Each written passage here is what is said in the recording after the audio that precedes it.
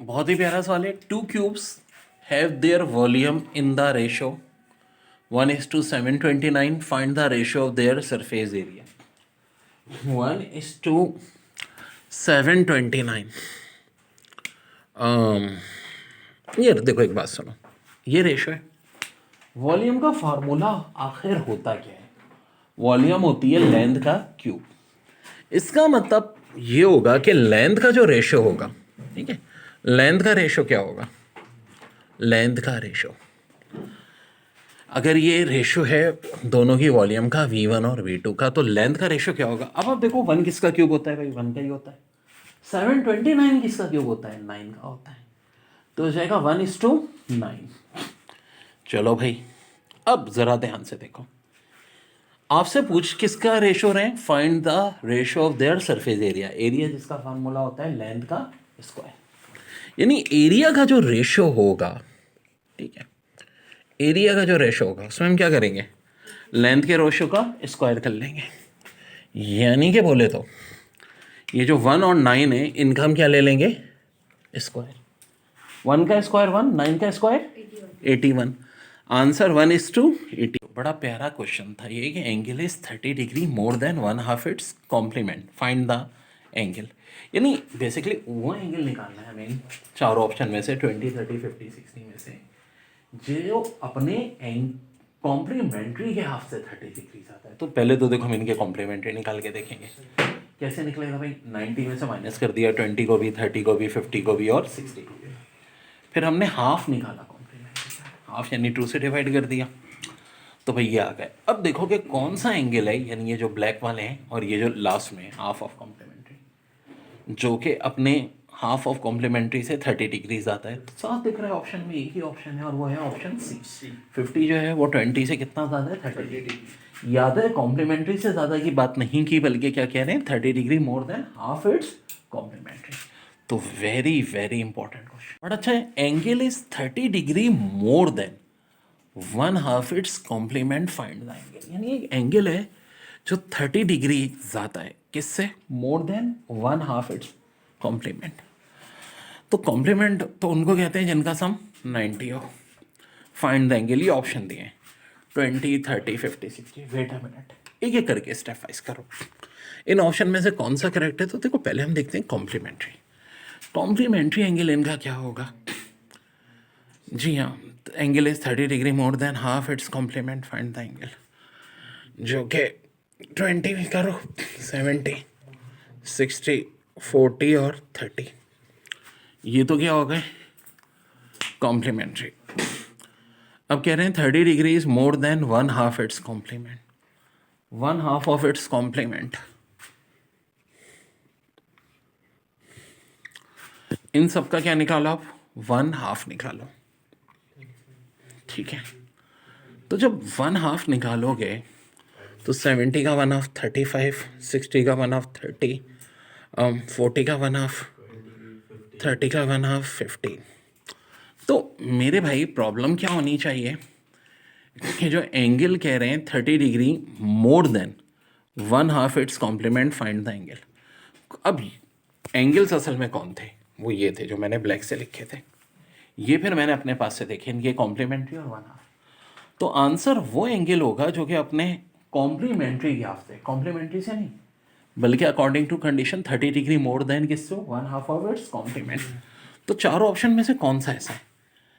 यहाँ तो उल्टा है, 35 बड़ा है, यहाँ इक्वल है। ये देखें, 50 डिग्री 20 से कितना बड़ा है? 30 डिग्री। तो आंसर क्या हो जाएगा हमारा? 50 डिग्री।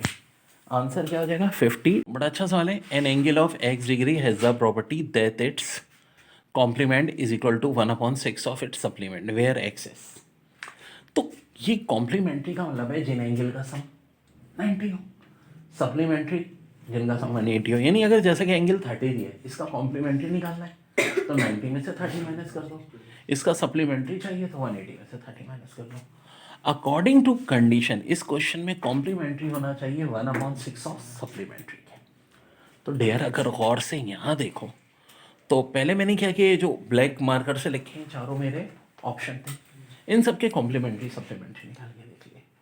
फिर सप्लीमेंट्री को 6 से डिवाइड करके करके देखूंगा किसमें वो कॉम्प्लीमेंट्री के इक्वल आ रहा है। तो आ रहा है आखिरी वाले ऑप्शन में, तो लास्ट ऑप्शन ही होगा मेरा करेक्ट। बहुत ही तगड़ा सवाल। N angle of x degree has the property that it's complement is equal to 1/6 of its supplement where x is। देखो एक एक पॉइंट को गौर से करो। एंगल x डिग्री में क्या प्रॉपर्टी है कि इट्स कॉम्प्लीमेंट, इसका कॉम्प्लीमेंट्री इक्वल किसके 1/6 of its supplementary where x is. अब ये कॉम्प्लीमेंट्री आखिर होता क्या है? दो एंगल्स कॉम्प्लीमेंट्री तब कहलाते हैं जब उनका सम 90 हो, और दो एंगल सप्लीमेंट्री तब होते हैं जब उनका एंगल 180 हो। तो क्या कह रहेंगे, एंगल कोई है एक्स जिसका कॉम्प्लीमेंट्री जो है, ठीक है, वो 1/6 है अपने सप्लीमेंट्री का। तो ये जो एंगल एक्स है ये क्या है? अब देखो ज़रा ध्यान से, 30, 45, 60, 72। पहले इन सब का कॉम्प्लीमेंट्री निकाल के देखो। ये जो ऑप्शन दिया है हमें, कॉम्प्लीमेंट्री कैसे निकलेगा? 90 में से माइनस कर दो। 90 - 30 60, 90 - 45, 90 - 60 30, 90 - 18। ये तो आ गया इनके कॉम्प्लीमेंट। क्या आप सप्लीमेंट्री भी चाहिए? जी हाँ जनाब, बिल्कुल चाहिए। तो सप्लीमेंट्री का मतलब है 180। 180 में से 30 माइनस करो 150, 45 माइनस करो 135, 60 माइनस करो 120, 72 माइनस करो 108। अब बात क्या कर रहे हैं कि जो कॉम्प्लीमेंट्री है वो 1/6 होगा सप्लीमेंट्री का। तो हियर इज नेक्स्ट थिंग। अब देखो कौन सा ऐसा है जिसका कॉम्प्लीमेंट्री सप्लीमेंट्री का 1/6 हो। यानी कि सप्लीमेंट्री को 6 से डिवाइड करें तो कॉम्प्लीमेंट्री के इक्वल है। यहाँ तो ऐसा नहीं है। क्या यहाँ ऐसा है? नहीं जी, यहाँ भी नहीं है। क्या यहाँ ऐसा है? नहीं, यहाँ है। 108 को 6 से डिवाइड करो तो आंसर आ जाएगा 18, यानी आंसर हो गया एक्स की वैल्यू 72। देखिए, to cubes have their surface area in the ratio 1:144। Find the ratio of their volume. देखो अगर 1:144 सरफेस एरिया में क्यूब्स या का रेशो है तो वॉल्यूम का रेशो क्या होगा? वेल देखो, बड़ा अच्छा सवाल हो गया। दो बातें हो रही हैं, एक सरफेस एरिया, एक बात हो रही है वॉल्यूम। तो एरिया का फार्मूला L², वॉल्यूम का फार्मूला L³। किसका रेशो दिया है आपको? एरिया का रेशो। क्या दिया है? 1:144। Wait a minute. एरिया दर हकीकत होता है लेंथ के स्क्वायर का रेशो। अब सवाल यह पैदा होता है कि 1 किसका स्क्वायर होता है? जी 1 का होता है। 144 किसका स्क्वायर होता है? 12 का होता है। तो अब हमें क्या चाहिए? इनका वॉल्यूम का रेशो, यानी 1 और 12 के क्यूब का रेशो। 1 का क्यूब 12 का क्यूब, 1 का क्यूब 1, 12 का क्यूब जनाब ये होता है 1728। 21 तक के क्यूब में प्रैक्टिस करा के याद कराता हूँ। इसीलिए ये जो प्रीवियस सवाल था, side of square are triple, what always happen to its perimeter. तो सिंपल सी बात है, साइड जितने टाइम भी बढ़ाओगे पेरीमीटर भी उतने टाइम बढ़ेगी। हमने साइड को ट्रिपल किया, पेरीमीटर पे ट्रिपल। देखो ना, साइड जैसे कि 1 1 थी तो पेरीमीटर 4 1 जा 4 हो रही थी। साइड अगर 3 3 है तो 3 4 जा कितना होता है? 12। पेरीमीटर भी 4 से 12 हो गई, यानी 3 टाइम बढ़ गई। लेकिन एक बार सवाल में कुछ चेंज आ गया था, बजाय पेरीमीटर के एरिया पूछ लिया था। यानी सवाल हो गया था इस sides of square are triple, what always happen to its area. तो एरिया की रिलेशन साइड के स्क्वायर के साथ है। 3 का स्क्वायर होता है 9। अगर साइड 3 टाइम बढ़ेगी तो एरिया कितने टाइम बढ़ेगा? 9 टाइम्स। वेरी बड़ा अच्छा सवाल है। If area of square of side is 64, what is the perimeter of square? तो पेरीमीटर स्क्वायर का क्या होगा? अब देखो, एरिया बराबर होता है साइड के स्क्वायर, जो कि मौजूदा केस में दिया है 64। ठीक है, अगर एरिया यानी साइड का स्क्वायर 64 है तो साइड कितनी हो जाएगी? 8 हो जाएगी। और पेरीमीटर क्या होता है जी? साइड को मल्टीप्लाई कर दें 4 से, तो 8 को मल्टीप्लाई कर दो 4 से, आंसर आ गया आपका 32। देखिए बड़ा अच्छा सवाल है। What is area in square inches of square, its perimeter is 60 inches. यानी स्क्वायर की पेरीमीटर दी हुई है 60 इंचेस और आपसे एरिया पूछ रहे हैं स्क्वायर का। सो यार पेरीमीटर का मतलब होता है ये जो चारों साइडों का सम है 4s के बराबर, और मौजूदा केस में पेरीमीटर आपको कितनी दे दी है 60 दे दी है, और कह रहे हैं एरिया ऑफ स्क्वायर निकालो। तो देखो अगर 4s 60 के बराबर है तो s हो जाएगा 60/4 यानी कि 15, और एरिया होता है इसका स्क्वायर 15 का स्क्वायर जो कि 25 हो जाएगा। ये देखो बच्चों कितनी दी हुई थी पेरीमीटर। बड़ा अच्छा सवाल है, what is area in square inches of square is diagonal is 6 inches. Area आपको स्क्वायर इंचेस में निकालना है, स्क्वायर जिसका डायगोनल क्या हो 6 इंचेस। अब देखो डायगोनल क्या होता है, साइड को मल्टीप्लाई करो √2 से, और साइड क्या होती है डायगोनल को √2 से डिवाइड कर दो, यानी कि 6/√2 ये हमारी साइड हो जाएगी। अब देखो एरिया का फार्मूला होता है साइड का स्क्वायर, यानी कि 6√2 का स्क्वायर।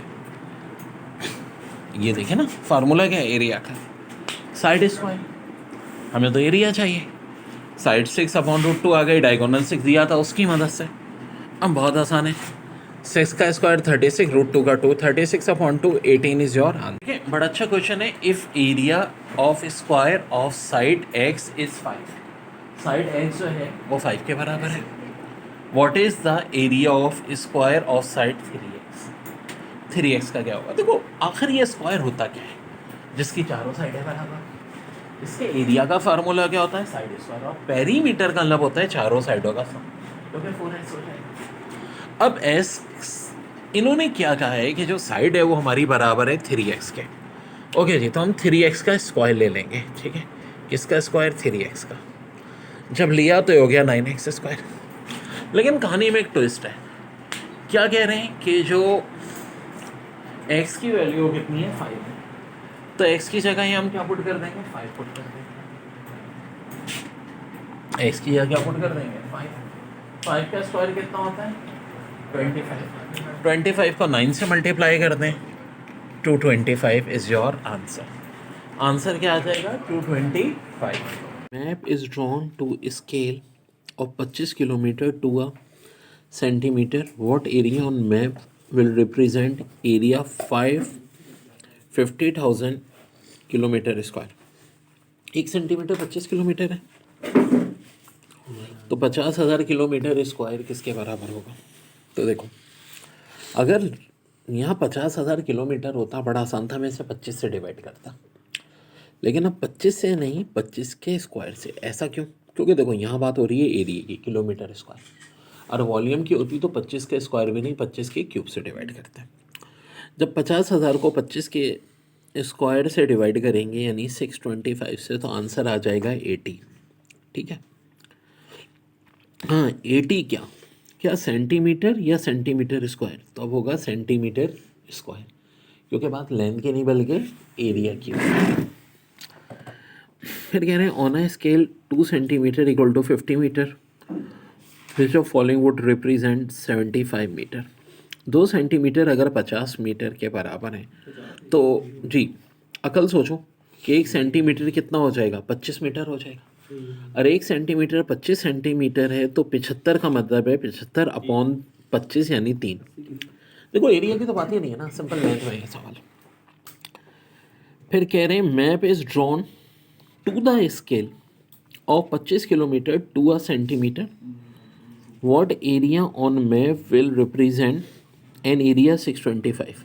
अब ये चेंज है, दोबारा एरिया की बात आ गई। 1 सेंटीमीटर 25 किलोमीटर है तो 625 किलोमीटर स्क्वायर कितने सेंटीमीटर स्क्वायर के बराबर होगा, तो इसको डिवाइड करेंगे 25 के स्क्वायर से, 625 ही होता है, 25 का स्क्वायर कट गया तो आंसर 1 होगा, ठीक है जनाब। बड़ा अच्छा सवाल है, what is the length of a rectangle that has width 10 and perimeter 60। अच्छा ऐसे रेक्टेंगल की बात हो रही है जिसकी विड्थ जो है 10 है, पेरीमीटर 60 है। देखो रेक्टेंगल होता क्या है, हम कहते हैं कि बेसिकली आमने सामने वाली ये लेंथ हो गई लंबी वाली, और ये चीज़ ब्रेथ जिसको विड्थ भी कहते हैं, ब्रेथ और विड्थ एक ही बात है। पेरीमीटर चारों साइडों का सम का फार्मूला ये होता है 2l प्लस विड्थ। अब यहाँ पर इन्होंने पेरीमीटर दिया हुआ है 60, विद डीवीए 10, लेंथ चाहिए। तो भाई ये 60 इधर आ गया, टू उधर जाएगा, डिवाइड एल प्लस विथ 10, 2 से डिवाइड करो 30, ये एल प्लस 10, लेंथ आ गई 20। आपका आंसर क्या हो जाएगा भाई?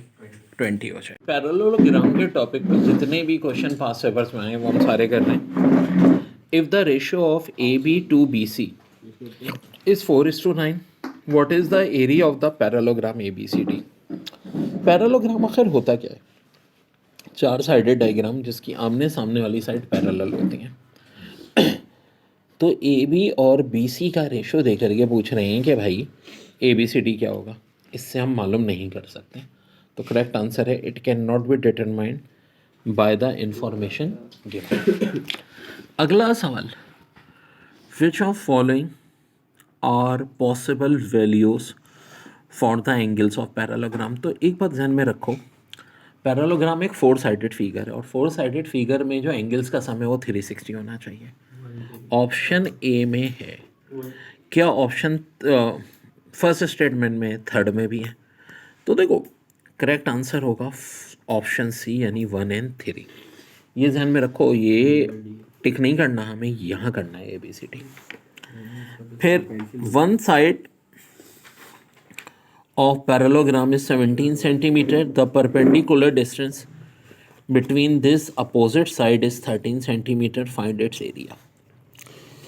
देखो पैरेललोग्राम की एक साइड में से 17 है और जो इनका परपेंडिकुलर डिस्टेंस है वो 13 एरिया। तो भाई इन दोनों का प्रोडक्ट ले लेंगे, 17 और 13 का प्रोडक्ट 221।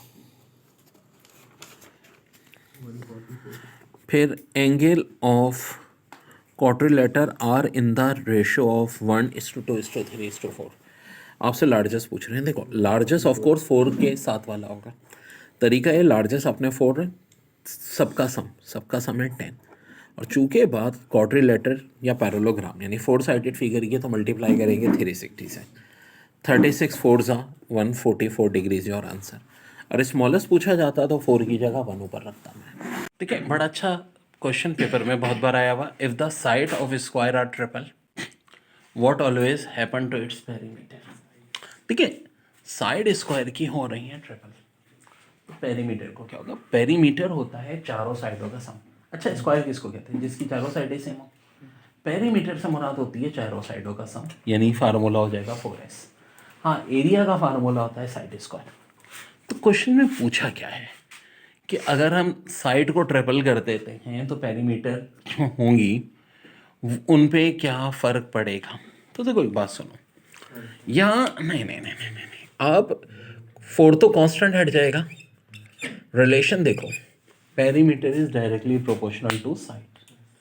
ठीक है, अब अगर आप ट्रिपल करोगे साइड ऑफ द स्क्वायर, ठीक है, तो पेरीमीटर भी क्या हो जाएंगे? ट्रिपल हो जाएंगे। ठीक है, क्योंकि अब देखो ना, साइड आपकी 2 है। ठीक है, 2 से आप इसको कर देते हो 6, तो ओवरऑल जो मामलात होते हैं वो इसी के हिसाब से होते हैं। ठीक है, जिस हिसाब से आपने साइड ऑफ स्क्वायर कर रहे हो उसी हिसाब से आपकी पेरीमीटर में भी इंक्रीज होगा।